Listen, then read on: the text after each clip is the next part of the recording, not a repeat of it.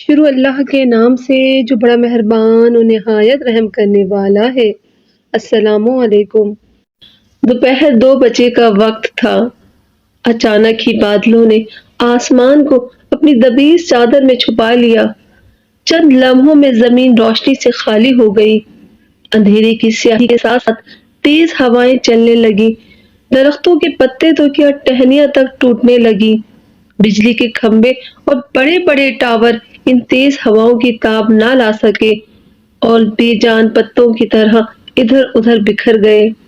کچے مکانوں کی چھتیں ہلنے لگی اور خوف کے مارے لوگوں کے حواس گم ہونے لگے۔ اسی گاؤں میں ساحر اور ثنا نامی 2 بہن بھائی رہتے تھے۔ ساحر کی عمر 15 سال اور ثنا 14 سال کی تھی۔ ان کے والدین ماہی گیری کے پیشے سے وابستہ تھے اور تقریباً 5 ماہ پہلے ایک سمندری طوفان میں دونوں کا انتقال ہو چکا تھا۔ والدین کی وفات کے بعد گاؤں کے لوگوں نے ان کے ساتھ بہت برا سلوک کیا۔ مچھلی کے ٹھیکیدار نے ان کے والدین کی کشتی قبضے میں لے لی۔ ان کے چچا نے گھر کا قیمتی سامان پر قبضہ کر لیا اور آج اس نے ساحر اور ثنا کو ان کے گھر سے نکال کر قتل کرنے کا منصوبہ بنایا ہوا تھا۔ ہوا کے طوفان کے وقت ساحر اور ثنا سمندر کے کنارے خوراک کی تلاش میں مارے مارے پھر رہے تھے۔ طوفان کی وجہ سے چند مچھلیاں پانی کی لہروں کے ساتھ ریت پر آ گئیں اور دونوں نے انہیں اٹھا کر گھر کی راہ لی۔ زوروں کی بھوک نے ان کو طوفان کے خوف سے آزاد کر رکھا تھا۔ دونوں نے خوب سیر ہو کر کھایا تو اس وقت تک طوفان کا زور ٹوٹ چکا تھا۔ اب رات کے 9 بجنے والے تھے۔ گاؤں کے لوگ اللہ تعالیٰ سے گڑ گڑا کر اپنے گناہوں کی معافی مانگ رہے تھے اور اللہ تعالیٰ نے ان کی توبہ قبول کر لی تھی۔ ہوائیں جس طرح اچانک نمودار ہوئی تھیں اسی طرح آنن فنن بند ہو گئیں۔ لوگوں نے اللہ کا شکر ادا کیا۔ ایسے میں ایک گھر میں بچوں اور والدین کا جھگڑا جاری تھا۔ بچوں کا اصرار تھا کہ ساحر اور ثنا کے گھر پر قبضہ کرنے کا خیال چھوڑ کر ان کی مدد کرنی چاہیے، لیکن ان کے والدین ایسا نہ چاہتے تھے اور بضد تھے۔ ہواؤں کے طوفان کے وقت تو انہوں نے اس کام سے توبہ کر لی تھی، مگر جو ہی طوفان ختم ہوا ان کی نیتوں کا فتور پھر سے لوٹ آیا۔ انہوں نے اپنے تینوں بچوں کو ایک کمرے میں بند کر دیا تاکہ وہ ان کے منصوبے میں حائل نہ ہو سکے، اور ان کے والدین کا خیال تھا کہ رات 11 بجے کے قریب ساحر اور ثنا کو رسیوں سے باندھ کر سمندر میں پھینک دیں گے اور لوگوں کو بتایا جائے گا کہ دونوں بہن بھائی شہر بھاگ گئے ہیں۔ مچھلی کھانے کے بعد ثنا اور ساحر پر گہری نیند طاری ہو گئی۔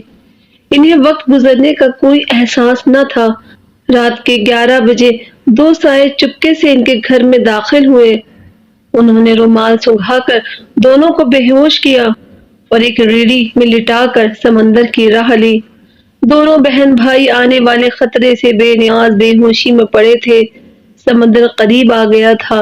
دونوں سائے جو ان کے چچا اور چچی کے تھے، انہوں نے ساحر اور ثنا کو اپنی ریڑھی سے نیچے اتارا اور کندھوں پر اٹھا کر سمندر میں داخل ہو گئے۔ اب سمندر کا پانی ان کے گھٹنوں کو چھو رہا تھا۔ چچا نے مشورہ دیا کہ دونوں کو مزید آگے پھینکنا چاہیے تاکہ صبح تک سمندر کی بڑی بڑی مچھلیاں ان کو نگل جائیں۔ اسی اثنا میں ان کی نظر ایک خالی کشتی پر پڑی۔ دونوں نے مائنہ خیز نظروں سے ایک دوسرے کو دیکھا اور پھر ساحر اور ثنا کو کشتی میں ڈال کر سمندری لہروں کے حوالے کر دیا گیا۔ دونوں دیر تک کشتی کو دیکھتے رہے۔ جب وہ نگاہوں سے اوجھل ہو گئی تو دونوں نے واپسی کے لیے راہ لی۔ ابھی دونوں گھر اور سمندر کے درمیان تھے کہ زمین آہستہ آہستہ ہلنے لگی۔ دونوں نیچے بیٹھ گئے۔ زلزلے میں شدت آتی جا رہی تھی۔ ان کو دور سے گاؤں کے مکان کانپتے ہوئے صاف دکھائی دے رہے تھے۔ گاؤں کے لوگوں کا شور بڑھتا جا رہا تھا اور وہ گھروں سے باہر نکل آئے تھے۔ پھر مکانوں کے گرنے کی آوازیں بھی آنے لگی۔ اب ان دونوں کو اپنے بچے یاد آئے جن کو وہ کمرے میں بند کر کر آئے تھے۔ یہ سوچ کر دونوں گاؤں کی طرف بھاگے، لیکن ان کے پاؤں ریت میں دھسنے کی وجہ سے وہ آگے بڑھ نہیں پا رہے تھے۔ وہ جتنا آگے بڑھنے کی کوشش کرتے منہ کے بل گرتے اور پھر اٹھ کر بھاگنے کی کوشش کرتے۔ ان کے گاؤں پہنچنے تک زلزلہ رک گیا تھا اور لوگ اپنے اپنے گھروں کا قیمتی سامان نکالنے میں مصروف تھے۔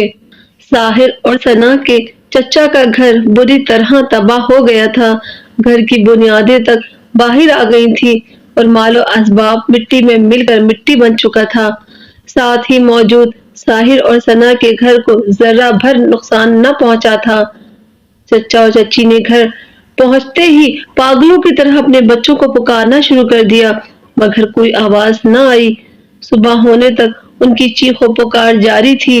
سورج نکلا تو نوجوان بچوں کی خون میں لت پت لاشیں نکالی گئی۔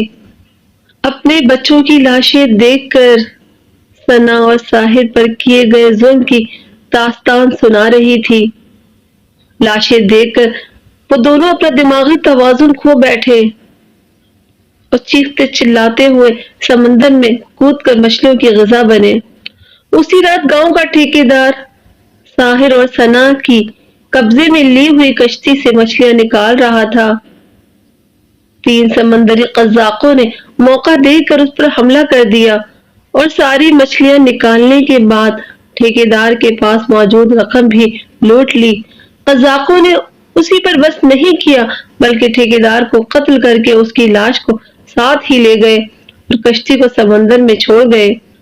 اور یہی کشتی ساحر اور ثنا کے چچا کے ہاتھ لگی جس میں دونوں بہن بھائیوں کو باندھ کر ڈالا گیا تھا۔ ادھر ثنا اور ساحر بے ہوشی کے بعد بیدار ہوئے تو اپنے آپ کو کشتی میں بندھا دیکھ کر حیران رہ گئے۔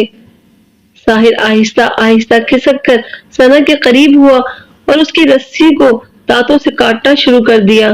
کافی تگ و دو کے بعد رسی کٹ گئی۔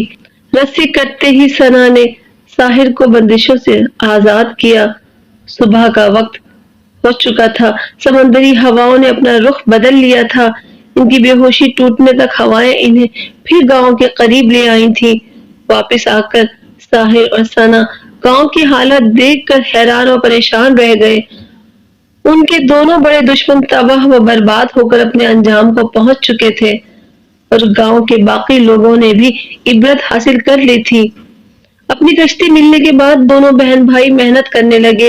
کچھ سالوں بعد ثنا کی شادی شہر سے آئے ہوئے ایک امیر بزنس مین سے ہو گئی۔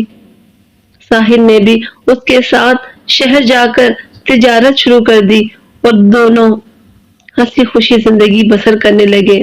میرے عزیز ساتھیوں، اس کہانی سے یہ ہمیں سبق ملتا ہے کہ اللہ تعالیٰ کس طرح مظلوموں کی مدد کرتا ہے اور ظالموں کی تمام چالوں کو خاک میں ملا کر ان کو عبرتناک عذاب سے دوچار کرتا ہے۔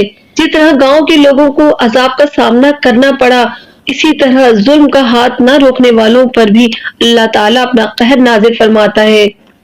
اس لیے ہمیں چاہیے کہ ہم کسی بھی ایسی سرگرمی میں ملوث نہ ہو جس سے اللہ پاک ناراض ہو اور ہمیں ان تمام چیزوں کا سامنا کرنا پڑے۔ یا اللہ پاک ہم سب کو ہدایت دے اور ہم سب کو اپنے حفظ و امان میں رکھے، آمین۔ ویڈیو پسند آئے تو اسے لائک کیجیے، اپنی فیملی اور فرینڈز کے ساتھ اسے شیئر کیجیے اور اسی طرح کی انفارمیٹیو ویڈیو حاصل کرنے کے لیے میرے چینل کو سبسکرائب کیجیے۔ جزاک اللہ۔